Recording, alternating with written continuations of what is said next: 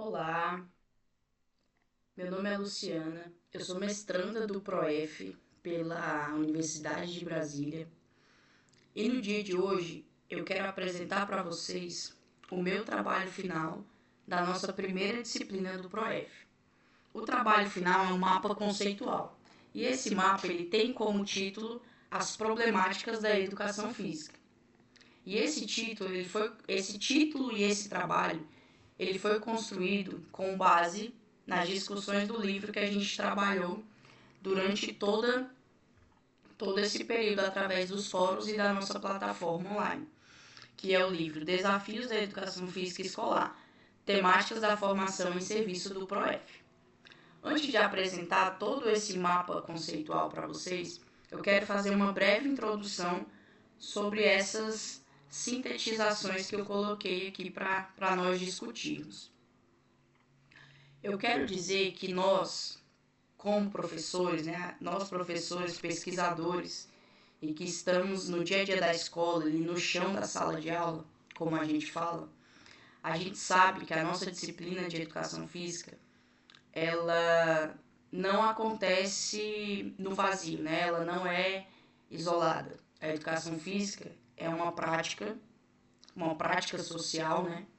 Que é cercada por diversas tensões, sejam tensões históricas, sejam tensões pedagógicas e até mesmo tensões políticas. A gente sabe que a nossa disciplina passa por isso. E eu acredito que o grande objetivo deste trabalho, acredito que o grande objetivo deste mapa conceitual para nós mestrandos, para nós professores, pesquisadores, é para que nós possamos mostrar as dificuldades que a gente enfrenta na quadra.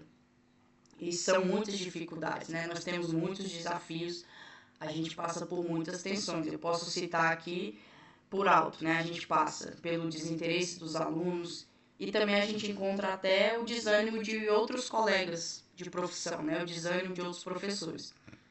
E a gente identifica, quando a gente passa a estudar essas temáticas, a gente identifica que não são problemas isolados, não é algo que acontece só em uma escola, não é algo que acontece só em uma turma, de forma específica, São problemas que fazem parte de todo um ciclo. E a gente percebe que são problemas que um vai puxando o outro. Um problema vai alimentando o outro. Então, realmente não é algo pontual. É algo bem conectado. Então, acredito que a ideia desse mapa conceitual para nós é para que nós possamos analisar essas questões e apresentar as nossas reflexões sobre tudo que a gente vem estudando. A partir dos meus estudos, a partir das minhas anotações, eu quis dividir essas problemáticas da educação física em 4 grandes eixos, que é o eixo dos aspectos legais, onde a gente fala de legislação, de leis que nos abordam, que falam especificamente da educação e da educação física. Eu também dividi esse mapa conceitual nesse segundo campo, nesse segundo eixo, na relação que existe entre a teoria versus a prática. Nós temos coisas bem importantes para pontuar nesse campo. Eu também dividi o terceiro bloco, dessas problemáticas, nos inúmeros desafios e nas tensões que a gente atravessa, estando no chão da sala de aula. E aqui eu acho que é o ponto crítico do mapa, por isso que é um ponto que está com a cor mais destacada, uma cor mais forte, uma cor vermelha, que é para a gente prestar atenção, para a gente ficar em alerta nisso que acontece. E o último bloco que eu quero falar sobre a diversidade e a inclusão, que é um tema mais contemporâneo, que é um tema mais moderno, que está em bastante evidência. Então, meu mapa está definido, entre esses quatro blocos. E a gente vai começar aqui o nosso diálogo, aqui no nosso canto esquerdo, tá? A gente vai começar falando aqui sobre os aspectos legais que circundam a educação física, Então, a gente pode dizer que os aspectos legais, eles determinam a nossa legislação educacional e eles também podem impactar a identidade da nossa disciplina.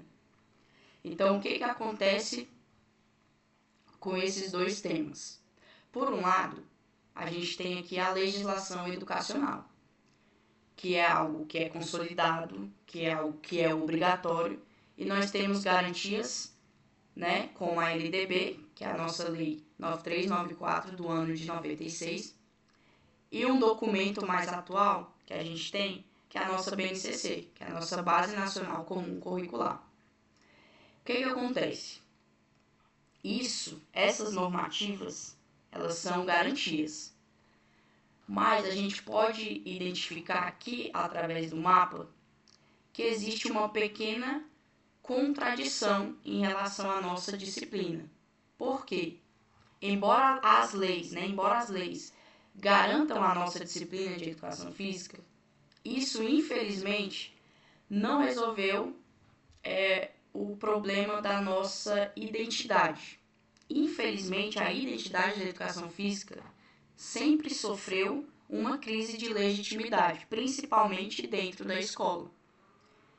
E isso é algo histórico, não é algo moderno. Já é algo que perpassa a educação física ao longo dos anos. Então, o que acontece? Na realidade do nosso dia a dia, a gente sabe que essa crise de legitimidade, ela ainda é vista como assim, a educação física é uma atividade sem conteúdo, é um momento de puro lazer dos alunos, ou é apenas um exercício físico isolado sem nenhuma intenção pedagógica. A gente ainda atravessa essa crise. E é aí que nesse momento já entra a nossa primeira ligação cruzada aqui no mapa conceitual, onde um bloco vai intervir em relação ao outro. Então, o que a gente pode entender aqui? Que a nossa legislação educacional, ela deve fundamentar a nossa prática pedagógica, ok? Ela deve fundamentar para dar força, porque a nossa prática pedagógica é aqui o que a gente vai entender aqui, ó, como o coração desse segundo bloco. A prática pedagógica docente é o que vai sustentar essa relação, teoria versus prática, ok? Então, aqui, já iniciando esse segundo bloco, a gente precisa entender que essa relação teoria versus prática, ela sempre foi o nosso desafio.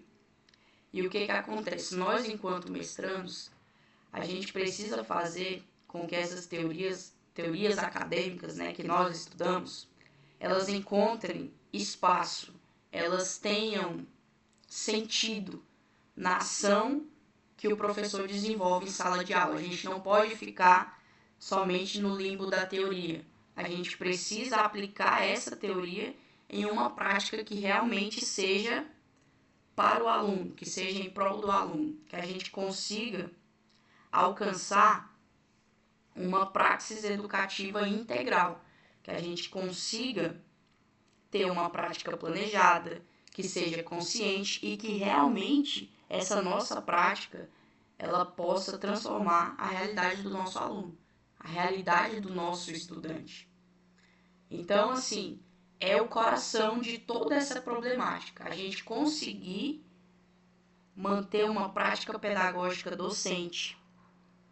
Mas isso exige um desafio que nos acompanha há muito tempo, que a gente precisa superar aquela velha dicotomia entre saber e fazer. A educação física não é só isso. Então, o que acontece? A gente sempre fala daquela separação chata entre o que a faculdade defende e o que a gente realmente consegue fazer na escola.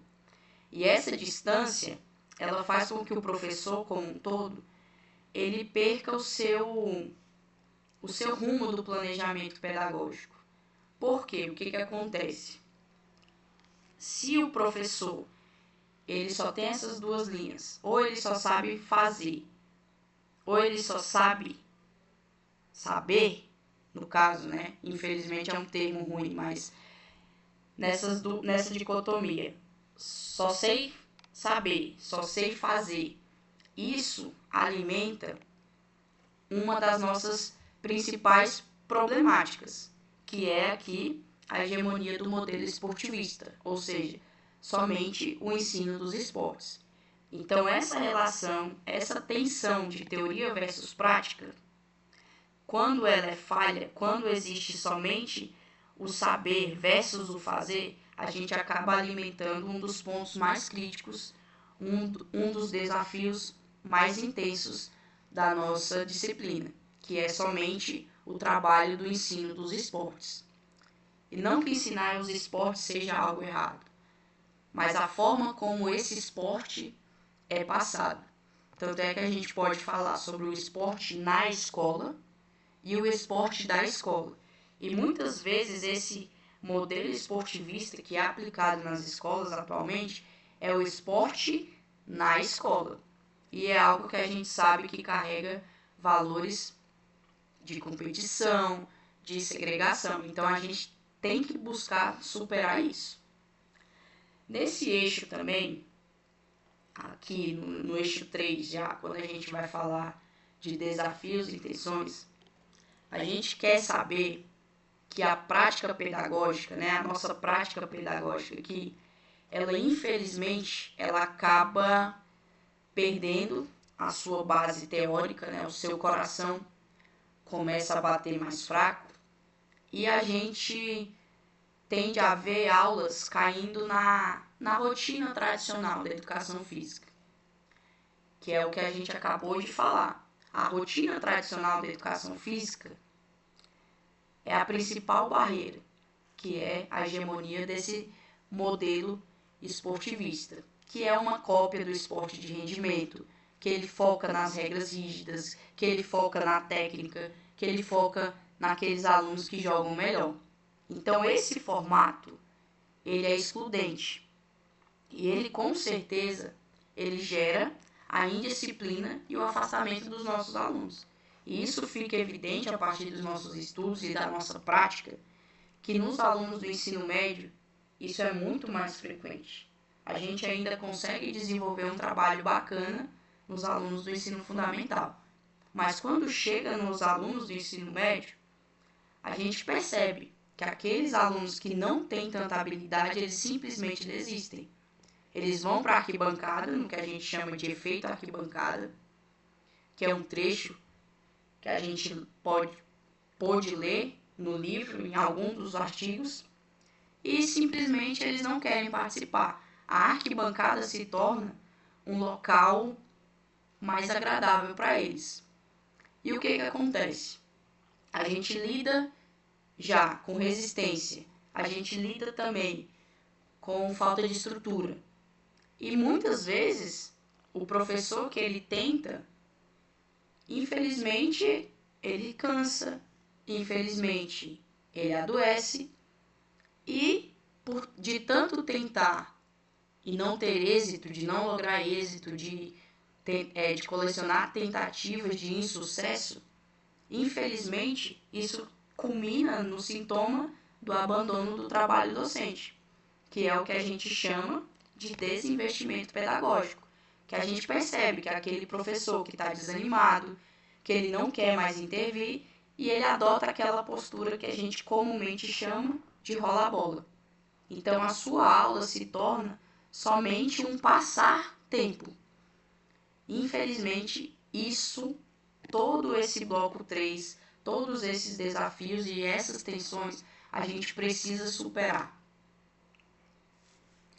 Então, seguindo aqui, a gente vai para o quarto bloco, né, onde eu quis trabalhar aqui a parte da diversidade e da inclusão.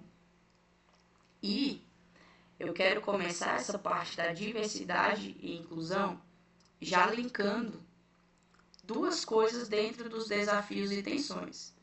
A hegemonia do modelo esportivista, quando a gente vai falar aqui das questões de gênero, a gente sabe que com certeza essa parte competitiva dos esportes, ela intensifica as questões de gênero, pois nós sabemos que os meninos têm um leve favorecimento em relação às meninas, e isso não pode acontecer. E essa segregação que acontece, que é uma segregação natural, ela causa também essa indisciplina e o afastamento. Então, são dois blocos que têm duas conexões entre si. Então, aqui, no nosso mapa, falando das coisas que estão explícitas no mapa, as questões de gênero, elas são realmente intensificadas, né?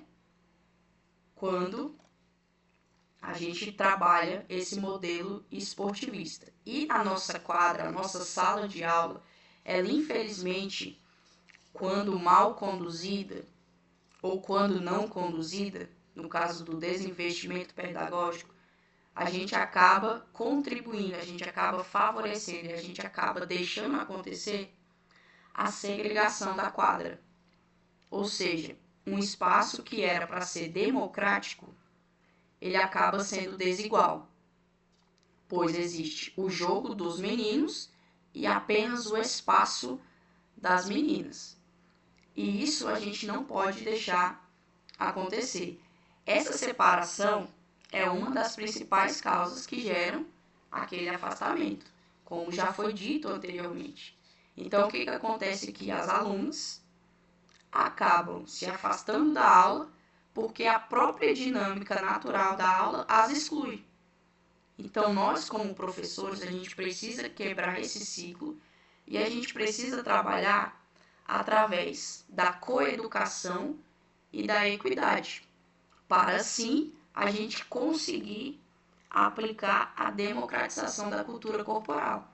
E aqui a gente sabe que a cultura corporal não é só o trabalho dos esportes. A gente pode trabalhar todo o conjunto de práticas corporais que a educação física nos oferece. A gente pode trabalhar os jogos e as brincadeiras. A gente pode trabalhar o esporte, desde que seja na visão do esporte na escola, com as suas devidas adaptações. A gente pode trabalhar as lutas, a gente pode trabalhar as danças, a gente pode trabalhar todo o leque que a ginástica nos oferece e também de forma mais inovadora, que é algo que a BNCC nos traz. A gente pode trabalhar também as práticas corporais de aventura.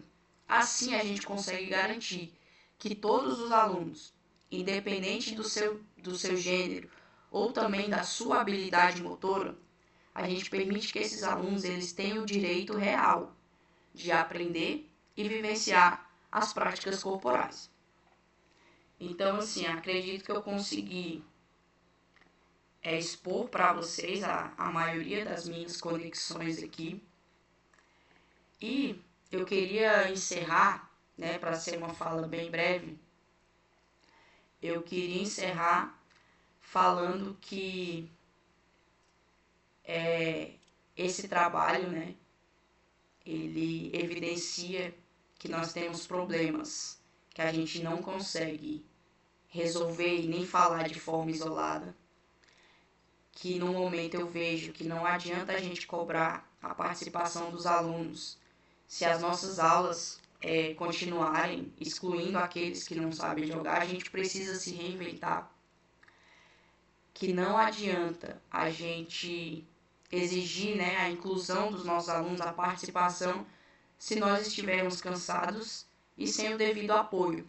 Então, eu acredito que aqui, desde que eu iniciei os trabalhos, né, no PROEF, né, os estudos aqui no PROEF, eu acredito que essa visão, né, que a gente precisa olhar para um todo, a gente precisa mudar essa realidade, a gente precisa resgatar o nosso planejamento e a nossa intenção pedagógica de ensinar em cada aula. A nossa aula ela precisa ter uma intencionalidade. Caso contrário, a gente faz o mais do mesmo. Então eu acredito que a gente precisa transformar a nossa prática em algo que seja realmente consciente e acolhedor para os nossos alunos. Pois só assim a gente sabe que seremos capazes de quebrar todo esse ciclo, toda essa crise, toda essa hegemonia que existe. E a gente consegue sim, com o trabalho, com a assertividade, a gente consegue sim desenvolver uma educação física mais democrática, de qualidade para todos os alunos. Então, as minhas ideias são essas. Espero que vocês tenham gostado. Muito obrigada pela disposição de vocês em assistirem ao meu vídeo. Com certeza estarei assistindo ao vídeo de vocês. E a gente se encontra numa próxima. Tchau, tchau. Muito obrigada.